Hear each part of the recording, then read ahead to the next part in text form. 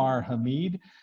Umar is an individual who goes out and helps sales teams to become better. And his words, he makes salespeople and sales teams more awesomer. Okay, so I want to tell you that's a fantastic thing, especially coming from us as a group of entrepreneurs and sales professionals, to sit back and listen to somebody who is successful in sales and successfully coaches and trains teams on the mindset. Joe, you're muted, my friend. I am muted because everything went just bye-bye for a second. So I was like, and we're all gone. But Casey, welcome as well. So I want to say that thanks to everybody for being here. So Umar is going to discuss with us the mindset that's going to help you not only in sales, but in life as well. So I want to say welcome, and I would like to hand it over to you, Umar, so that you can help enlighten the individuals on the group call tonight. So thank you. Welcome. Hey everyone, welcome to the program. What I'm about to tell you happened over 30 years ago. Sonia was just about 9 years old, and this was a significant day in her life. It was 6 months after the divorce, and her mom was going out on her first date, and her mom was so excited that evening she turned to her and said, "Sweetheart, you're gonna be fine. Just keep the doors and windows locked." And with that, her mom left, and Sonia had never been left alone before, and she wanted to be brave and she wanted to be good, and everything was going fabulously well until somebody started walking up the front steps of the house, and something about that just freaked her out. So she ran into the kitchen, went to the butcher block, found the biggest knife she could find, ran in the bathroom, slammed the door shut, and stood there in the dark holding that knife, waiting for what was going to happen next.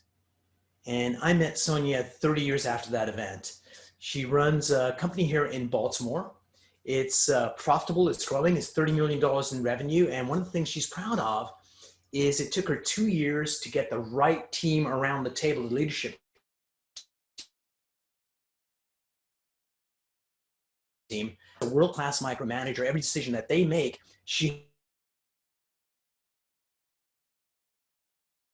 has to be involved in. So she had heard me speak and she came in to see me and said, this is what's going on. It's like a come back to a particular moment in time where you felt like you had to take over. She goes, just the other week I was talking to a client on the phone, and I just knew there was a problem going on. I had to take over. I said, okay, in your mind's eye, be at that moment. I want you to see what you saw. Where were you? I was in the office. I said, okay, see it now.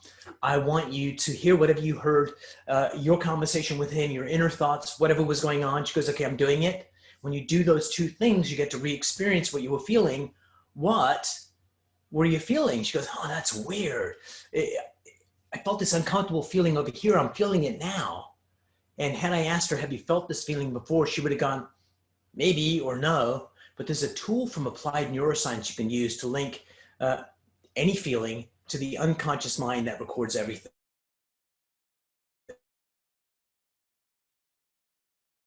And as soon as I was in the bathroom, holding that knife, they're in the dark. By the way,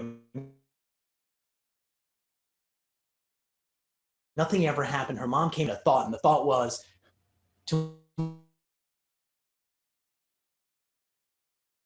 my mom and me. And from that thought, she developed the belief.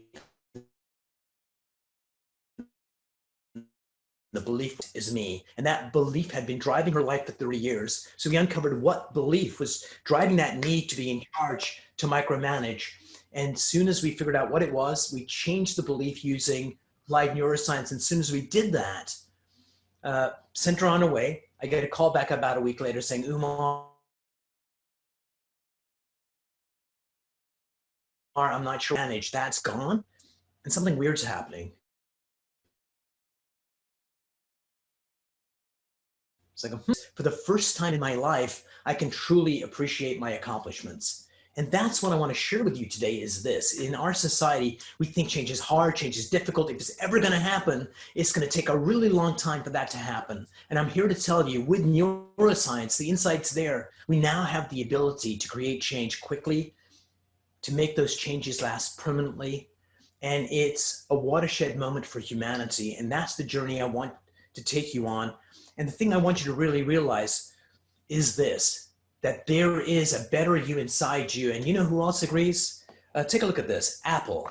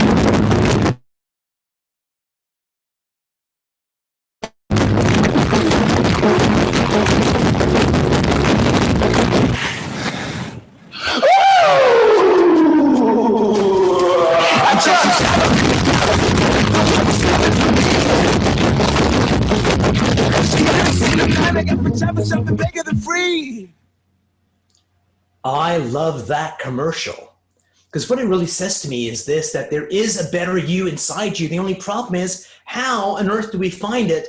And the way we find it comes through that thing, right? Our brain. Notice the hieroglyphics in that image. That came from a papyrus that was discovered from 1700 BC. That's the first time the word brain was ever written. There's a ton of facts about the brain right over there. Let me kind of move me away from the text. But the one that kind of blows my mind is that your brain, my brain, uses 23 watts of energy. The same energy my LED light over there is using to illuminate this room, we use to go to Mars. We use to create a vaccine for this pandemic that we use to navigate this life. We have a deep understanding of the brain, but we really don't have a deep enough understanding of the human mind. And if we could get a better understanding of that, it would allow us to take charge of our lives. Because this thing that I'm holding in my hand right now is a clicker for my presentation. And this simple little device came with an owner's manual. And the most important thing in the entire world, your brain, your mind, does not come with an owner's manual. If we had that manual, just like everything else in the world, it would be easy to navigate it and figure out how to switch on awesomeness anytime we wanted. So one of the systems that I really love is this fight or flight system that we have hot-wired within us.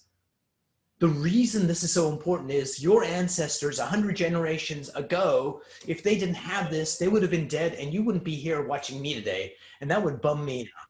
And the way the system works is this, is that you're walking along and all of a sudden you see something dangerous. You see a snake and you go, holy crap, that's a snake. And before you do that consciously, your thalamus sees the snake and it sends a message to your amygdala. And it says, oh my God, this is a snake. We could die. We need to fight like hell or run like hell. And the amygdala launches all kinds of chemicals in your body that allows you to be at your very best self, the strongest version of you. It allows you to have superhuman reflexes. It allows you to be injured and not feel pain. All of that in 5 milliseconds. But there's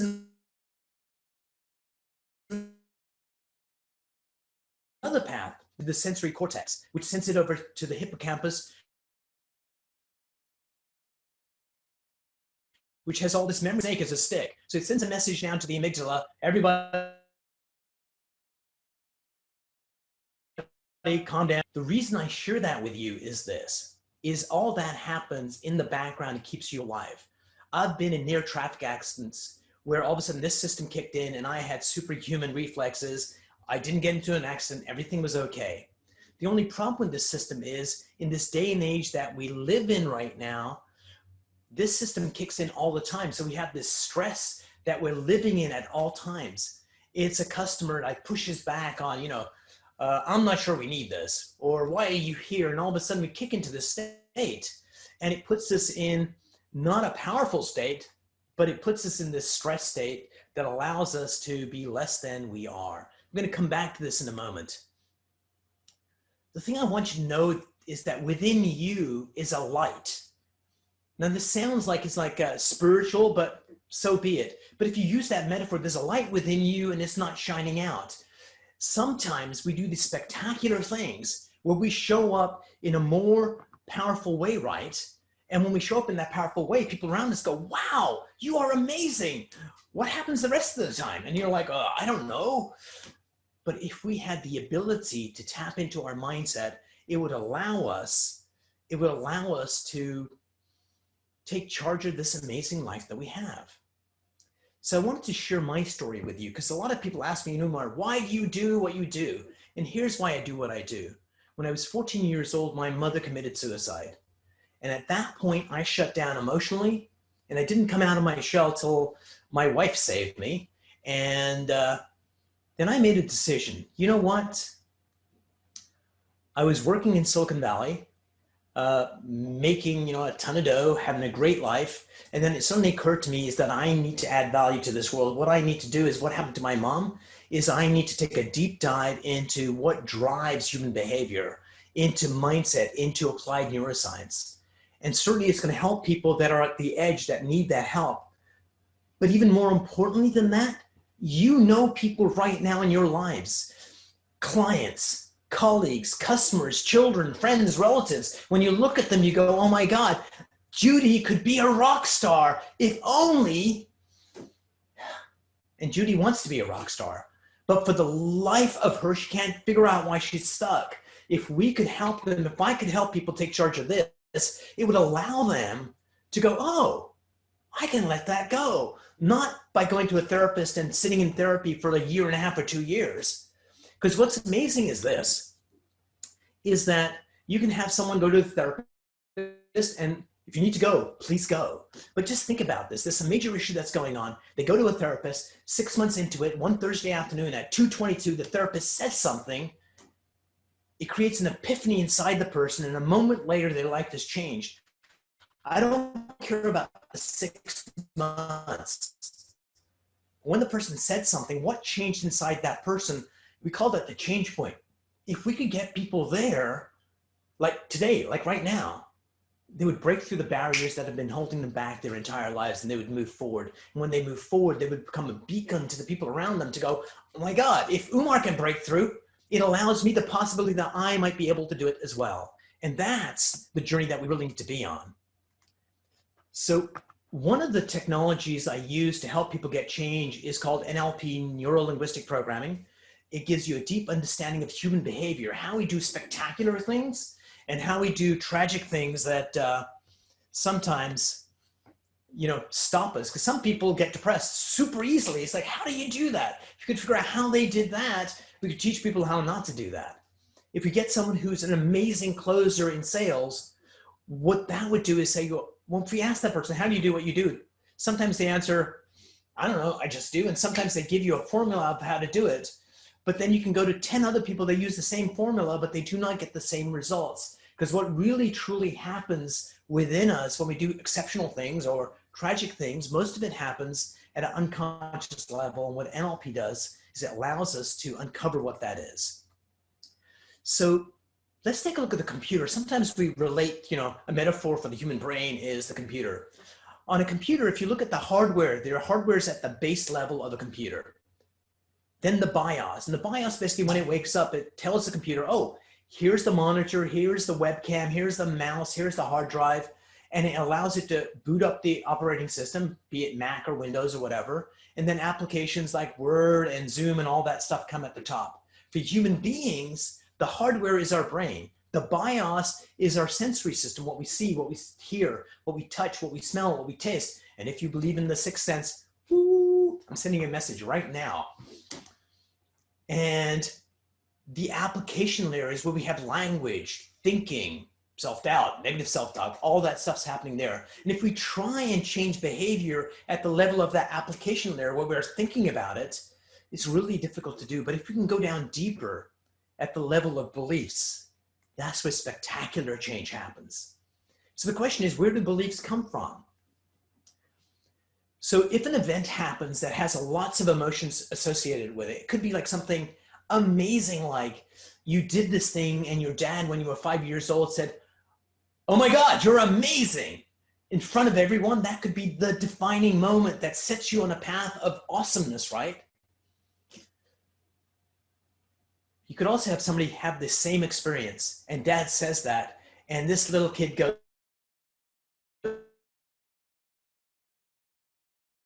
dad just doesn't matter what dad's intent was, it's how we perceived it and the meaning we made. Or we could have heard this from many, many clients, like,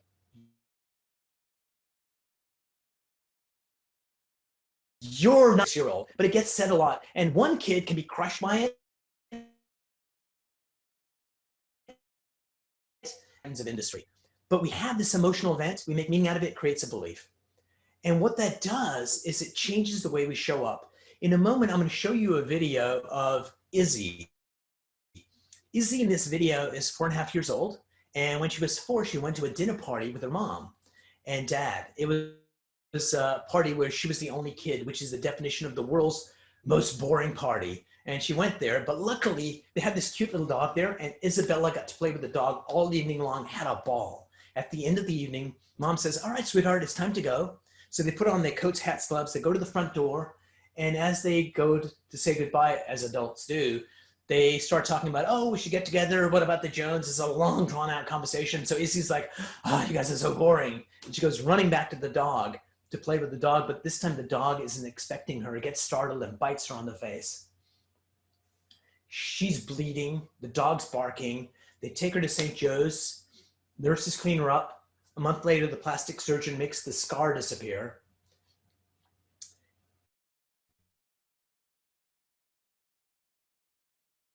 And the only person she sees a scar that doesn't exist, and a whole demeanor and face.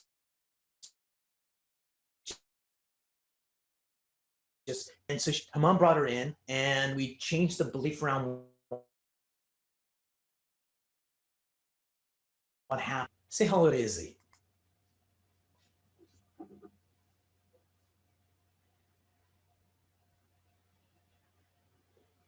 I'm Isabella. The dog was really cute, and I wanted to pet that dog goodbye because we were going, and I really wanted to stay, but I couldn't. And then suddenly the dog just started, it just didn't show me any sign that it was gonna bite me or something. So instead it just bit me to tell me, go away. I saw the scar and I didn't feel like the stitches really fixed me up good. So how do you feel now? I feel much better, actually. And what do you see when you look in the mirror? I see myself, and now I don't see any scar. Does it make you feel good? Yeah. Do you feel brave? Yes. Do you feel cute? Yes. All right. Super cute, huh? The reason I share that with you is this, is that a 4.5-year-old kid does not know what a belief is. And mom said, you know, I could have taken him to a psychiatrist, but I think it would have taken a long time, maybe done more harm than good. The reason I share it with you is that we all have the ability to do that. And just think of if go your world right. So this is the best model for how human beings work that I know of. At the heart of who we are is where we hold our beliefs. We have anywhere from 50,000 to 100,000 beliefs that define who we are. The only problem is most of those beliefs we get by the time we're 7 years of age. If anybody in authority says something believable, it becomes a belief. It goes in our unconscious. It guides us from there on. And by the time we hit 7, and kids at 7, basically, if you say something, they are checking on Google to make sure you're not BSing them. They push back. We get another 5% of beliefs. Our beliefs create a model of the world, how we think the world works. And Joe's right now at a dealership training salespeople, and some of those salespeople have a different model of the world than Joe does. And when Joe says you could do this, but some of the salespeople, that thing does not exist in their model of the world. And they may say, sure, Joe, I can fine, but they won't do a single thing to make it happen, or they'll do it in a way that's destined to fail. And other people go, That makes perfect sense. So our beliefs create the model of the world, how we think the world works. And our model of the world gives us our behaviors. And our behaviors always give us our results. And we can measure those results. And if you don't, you've got a spouse that does. So we've got this behavior that's, let's say, not helping us. So someone like Joe or our sales manager or our boss says, don't do this, do this. This is a much better behavior. It'll give you the results you want. But most people never change that, right? The question is, why is that? The reason that's the case is this. The reason that's the case is this. So we have a behavior that does not change because there's a belief in our unconscious that controls it. It's like a black hole of gravity that locks that old behavior in place. So no matter how much we want to change, we can. And sometimes we get inspired and we do change. But because we haven't addressed the underlying belief, the gravity is so strong, after a day, a week, a month, we go back to where we used to be. So if we want to create profound change, we need to go down to the level of beliefs. And when we do that, we get spectacular changes. I had a salesperson come in once who was the #1 salesperson for his company. He was earning a ton of dough. And it's like, dude, why are you here? He says, the reason I'm here is this, is that I know I could be doing so much better. There's another plateau that I need to get to, but no matter what I do, I can't get there. What we uncovered was when he was 8 years old, he went to a restaurant with his family. And before the waitress came, Dad turned to the kids and pointed at him and said, remember, don't order steak. We can't afford it. And in that moment, it created a belief around self-worth and money. And even with that limiting belief, he's the #1 salesperson. But anytime he thinks about going to the next level, that uncomfortable feeling comes up and it stops him from executing. Once we change beliefs, we change our lives. The second place people get stuck is this, is that I'll be talking to someone that says, Umar, this year is going to be my year to achieve my quota and go way beyond it. And they mean it. Strong voice, strong gestures. They mean it with their entire soul. But then a moment later, the other hand comes up. But you know, Umar, it's a tough economy, or my education, or whatever. The tone of voice will be weaker and the gestures will be weaker. And then they'll go, but besides that, I'm going to make it. And as soon as I see that, there's an internal conflict of one part of their psyche knowing they can do greatness and another part saying, who do you think you are to be able to do that? And that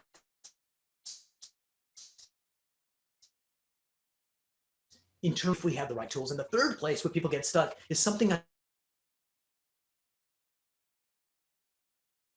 I call hot. Take a moment and I'll find a female in the audience that's near the front stage. I'll go over and say, hi, I'm Umar. And that person shakes my hand and says, hi, I'm Amy. In the presentation, that's not what I'm trying to do. I said, Amy has a nice handshake. I went to Amy and I put out my hand. That was the trigger. And she's shaken a million hands in her life. So without thinking, she reached up and she shook my hand. But remember that amygdala that I showed you on that front slide? Her amygdala, your amygdala right now watching me is scanning your surroundings to make sure you're safe. Her amygdala basically went, that reptile part of her brain went, is it safe to shake Umar's hand? If there's a police officer on duty and you don't know them and you go to shake their hand, they will not shake your hand because you're grabbing hold of their body. That's dangerous. So Amy had to figure out, is it safe to shake Umar's hand? And outside of her awareness, but her unconscious mind made that decision. Because the unconscious mind went this, I could take Umar. So anyway, she shakes my hand and the conscious part of my mind, still at a lower level, had to figure out how firmly do I shake it? If I shake it too firmly, Umar's gonna, feel less than. If I shake it like wimpy, he's gonna think I'm a wimp. If I shake it for a little longer than I should, then Umar's gonna go, you probably dig me. And if I shake for less than, he's gonna think I'm stuck up. All those calculations happened outside of her awareness. All she was aware of is I put my hand out as a trigger. The same thing happens to salespeople. We are masters of our domain at $10 million accounts. We're closing business left, right, and center. Our dream is, just down the street from me is McCormick Spice, $1 billion company. I want that account. And we spend 6 months getting the appointment. And when we go for that appointment, we go into the reception area and there's a trigger. All of a sudden it's like, oh my God, my company's too small. They won't want to do business with me. All of a sudden we start sabotaging sabotaging ourselves, moving forward. And they're the three main places that we get stuck. Limiting sabotages who we are and what we do.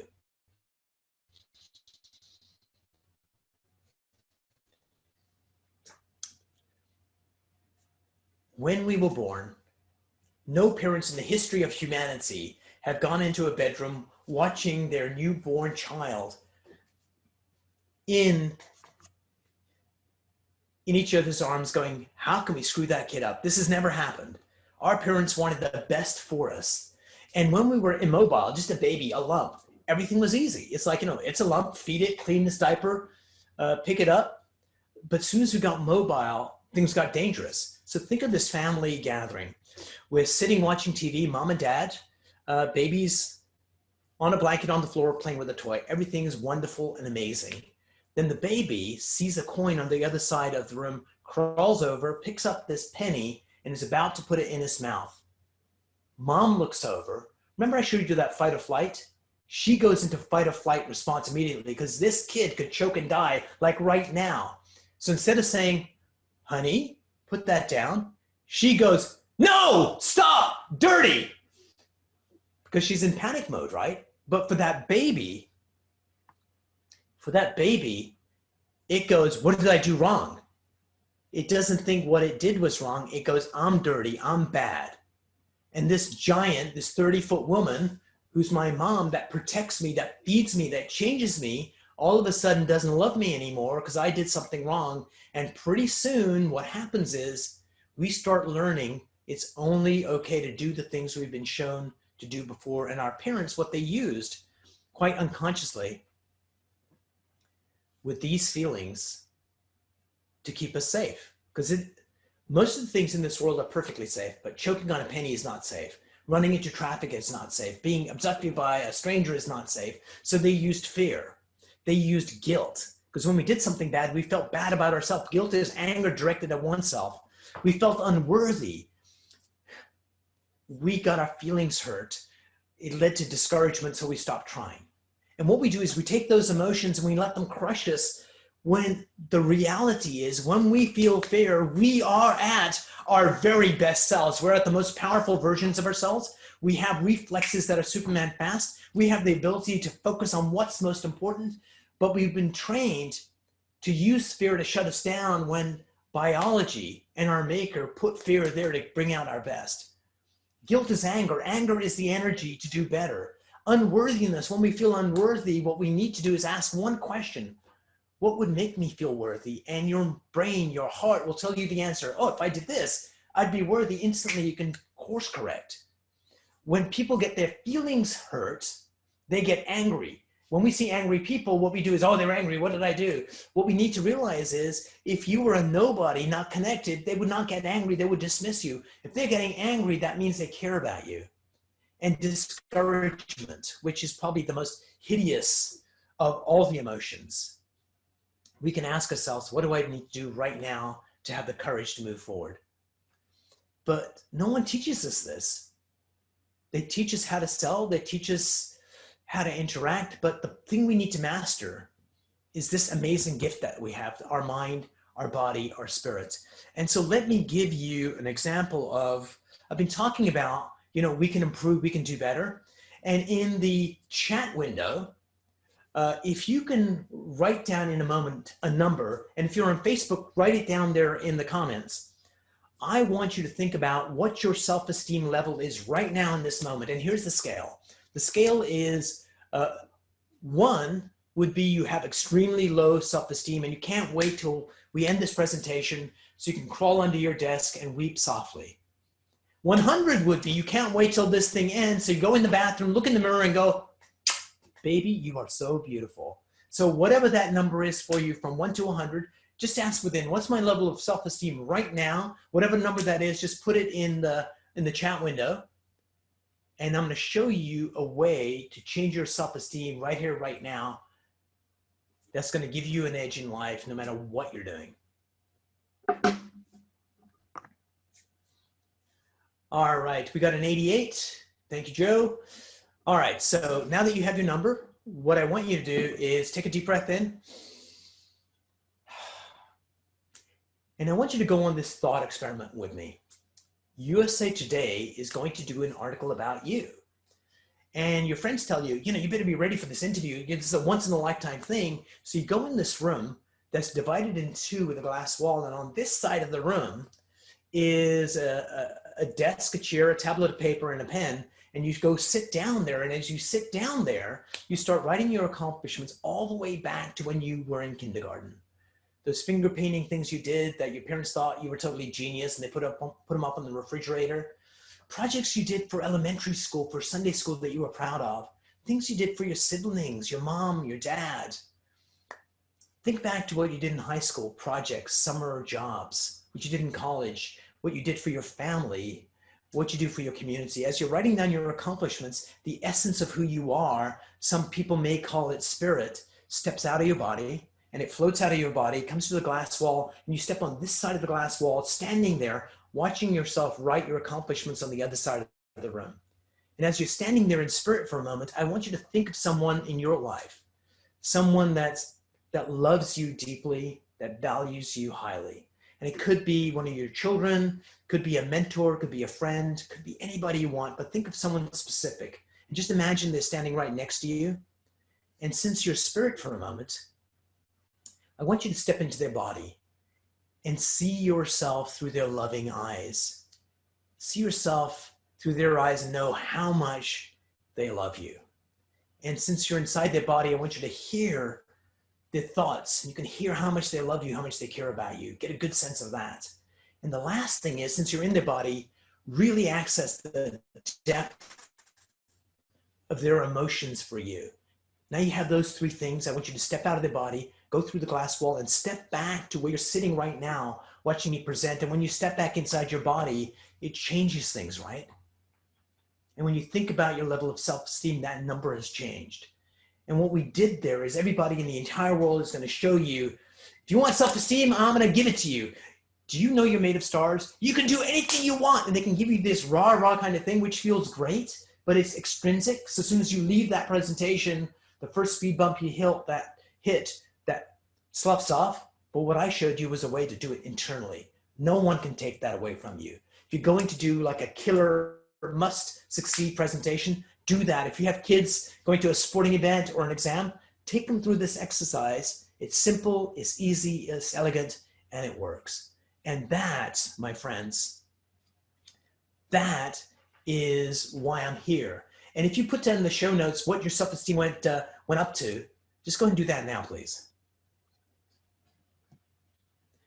And as you guys are doing that, I want you to think about how many people have a negative voice inside your heads that comes up when you least want it. You're about to do something important and this voice comes up. In the chat notes, just type down what your voice says to you. And as you're doing that in Facebook and in the Zoom meeting, I'm going to tell you a story.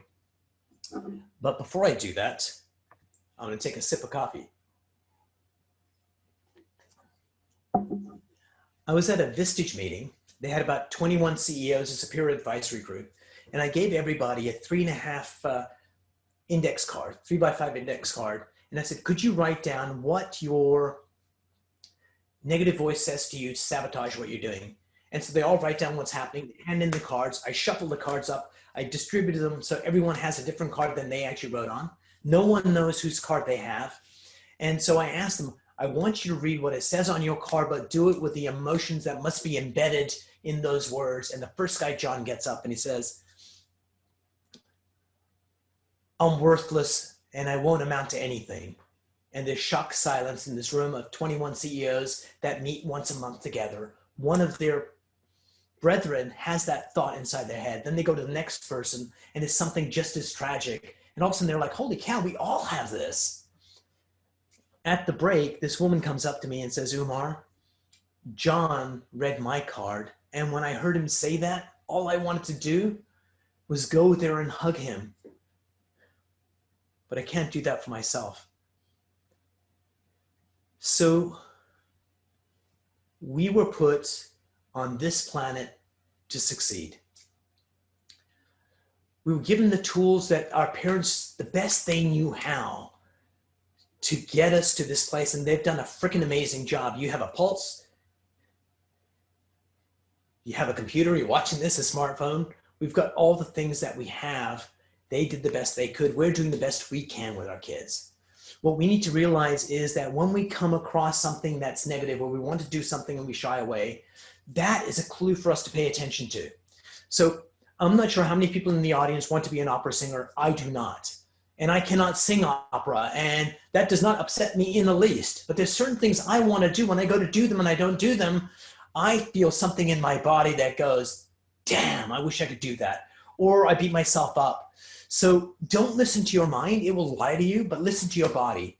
So the things you want to do, if you get that visceral kind of reaction of anxiety or doubt or whatever it is, pay attention to that. That is the clue to what's causing your ailments. So, because if we know what it is, there's techniques to get people to break through that. So we can actually, once we break through that, it frees up so much energy in your life so you can go out there and start building the life that you truly want. Because for all too many of us, we are carrying a bunch of negative beliefs that stop us from being all that we can be. It feels like that.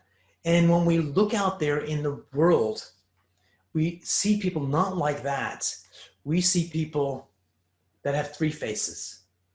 The face that they show the outside world is sometimes called the Facebook face. Everything is amazing. I have this amazing family, this amazing life, this amazing job, and it is exhausting having that facade up there.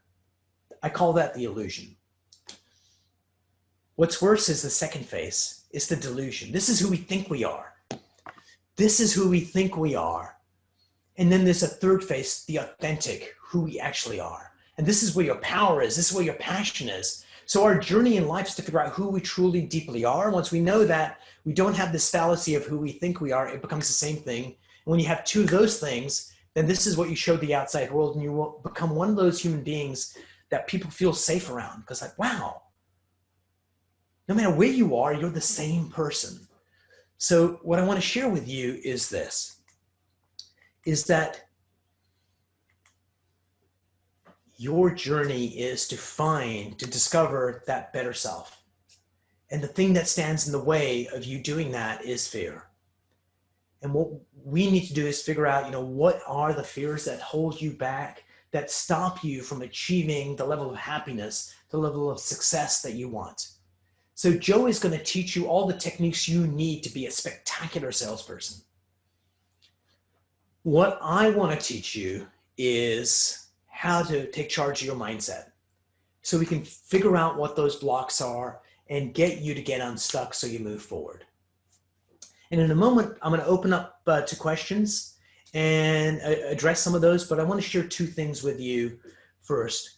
Number one, my calling and what I do for a living is very much coach people on mindset to get them to get unstuck on their fears so they start moving forward in a more powerful way. Because if you can get unstuck, you become fearless. It allows you to show up in life in a more powerful way. Difference.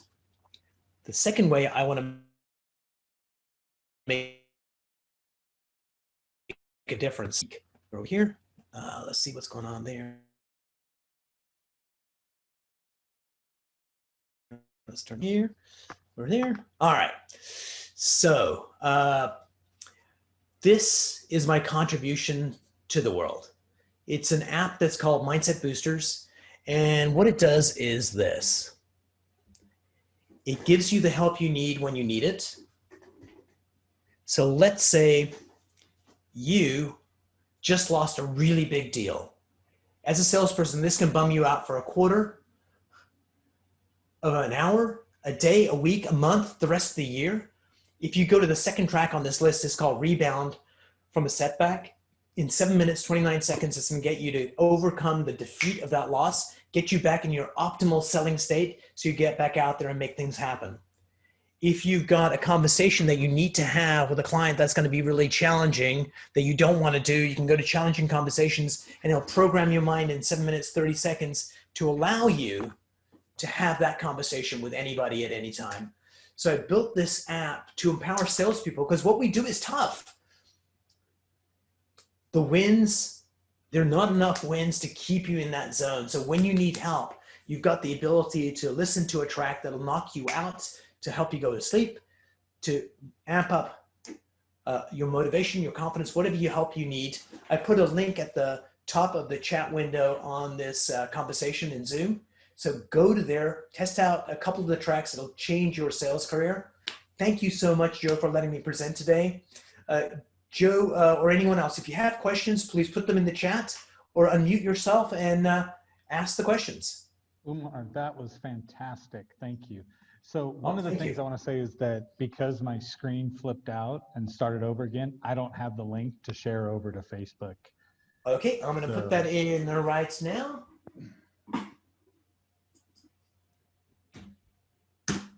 There we go. Thank you. Fantastic. Okay, so I actually wrote it correctly. Yeah, I'm amazing that way. All right. So any questions, Joe? Any questions, anyone else? So what do you find? Again, it's about the fear. The fear comes from the fact that we have a different belief system that's inside of us. Now, do you find that most of the beliefs we were given as opposed to creating it ourselves? So it's a collaboration. What happens is that an event happens or a parent does something, but our experiences as kids and as adults color what they say, and it could change how we perceive what they said. So a lot of people, when I ask people, salespeople, I'll have a room of 100 salespeople, and I'll say, okay, I've got two flip charts, the green one and the red one, and they're both white paper, but I'm using different markers. And I say, please complete this sentence for me, please. Salespeople are, and somebody will shout out, driven, and I'll write in the green marker, driven. Make things happen, are successful, and all these amazing things. And after about 5 or 6 positive attributes, someone says,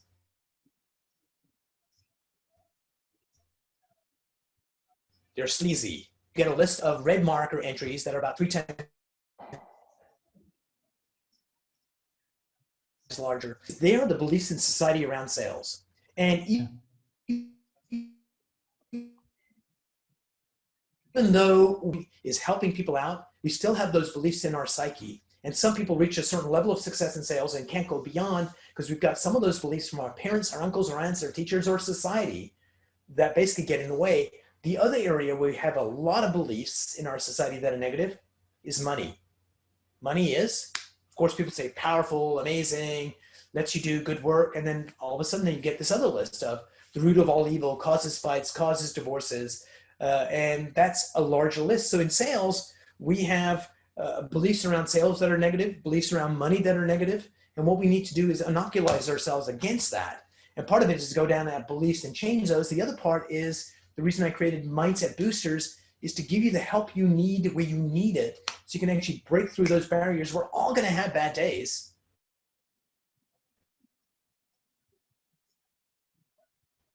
We're all going to have days. So let me end this, but we have those days where we wake up, where we just feel fantastic. How many of those days do you have a year?